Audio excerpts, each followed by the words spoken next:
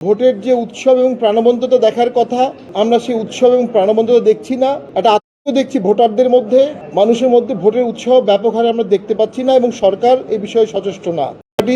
243টি জন প্রার্থীকে মনোনয়ন দিয়েছিলেন, তার মধ্যে আমরা প্রায় 40টির মতো মনোনয়ন বাতিল হয়েছিল। তার মধ্যে প্রায় 35টি বাতিলের বিরুদ্ধে আপিল করা হয়েছে, তার মধ্যে 25টি আপিল শুনানি হয়েছে। আমরা মনে করি আমরা ন্যায় বিচার পাবো।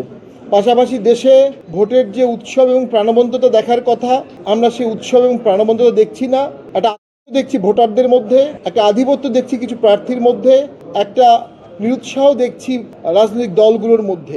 সরকার যে ভোটের জোয়ার ওঠানোর দায়িত্ব ছিল, অন্তর্বর্তী সরকার প্রধানত নির্বাচনের সরকার, নির্বাচন আসলে নির্বাচনের জোয়ার ওঠাবে, মানুষের উৎফুল্লতা আনবে, সেটা না করে আমরা দেখছি মানুষের মধ্যে ভোটের উৎসাহ ব্যাপক হারে আমরা দেখতে পাচ্ছি না এবং সরকার এই বিষয়ে সচেষ্ট না।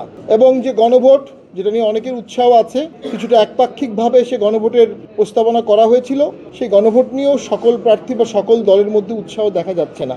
অনেক ক্ষেত্রে প্রত্যেক প্রার্থী নিজস্ব আসনের জয়ের দিকেই ধাবিত হচ্ছে। গণভোটে গণজট সৃষ্টি হয়ে যেতে পারে। প্রায় 4টি প্রস্তাবনার একটি গণভোটের প্রশ্ন অনেক বৃহৎ। যখন ভোটাররা ভোট কেন্দ্রে যাবে, তারা এই প্রশ্ন পড়ে একটি মাত্র উত্তর দিতে হবে, 4টি প্রশ্নের একটি উত্তর। এটা অযৌক্তিক। 4টি প্রশ্নের 4টি উত্তর হওয়া উচিত ছিল এবং তার ভিত্তিতে 4টি প্রস্তাবনা পাস হতো। সেখানে যদি আমাদের সহজ সরল ভোটাররা এটা পড়ে তারা টিকচিহ্ন দিবেন, এটা পড়তে সময় লাগবে, টিকচিহ্ন দিতে সময় লাগবে। এর ফলশ্রুতিতে আমাদের কিউ লম্বা হতে পারে। যখন লম্বা কিউ হবে, তখন মধ্যম সারির ভোটাররা তারা ভোটে নিরুৎসাহিত হয়ে চলে যাবে। এটাও ভোট কাস্টিংকে এফেক্ট করবে। এই বিষয়গুলো নির্বাচন কমিশনকে বিবেচনা রাখতে হবে, বুথ বাড়াতে হবে, ফাস্ট ভোটিংয়ের ব্যবস্থা করতে হবে। ইতিমধ্যে তারা 1 ঘন্টা ভোটিং বাড়িয়েছে, তো আমি মনে করি এটা আরও 1 ঘন্টা বাড়ানো উচিত, অথবা আরও 1 ঘন্টা আগে শুরু করা উচিত। তাহলে হয়তো সকল ভোটাররা ভোট দিতে পারবে। জাতীয় পার্টি শত গঞ্জনা, শত বঞ্চনা, শত অপবাদ, শত বৈষম্যের মধ্যেও জিএম কাদের নেতৃত্বে এগিয়ে চলছে।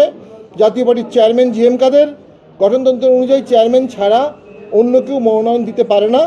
একটি নিবন্ধিত দলের একজনই চেয়ারম্যান হয়, একটি নিবন্ধিত দলের একজনই সিগনেটারি হয় মনোনয়নে। জাতীয় পার্টির চেয়ারম্যান সেই সিগনেটারি, উনি সিগনেচার দিয়ে এই মনোনয়নগুলো দেওয়া হয়েছে এবং সেগুলো বৈধ হয়েছে। তো আমরা নির্বাচন কমিশনের কাছে কৃতজ্ঞ এবং ধন্যবাদ জানাচ্ছি। তারা খুব কষ্টসাধ্য কাজটি করছেন। প্রতিদিন প্রায় শতাধিক আপিল শুনছেন এবং সেগুলো ডিসপোজ অফ করছেন, আদেশ লিখছেন, ফাস্ট ট্র্যাকে করছেন। আমরা মনে করি তারা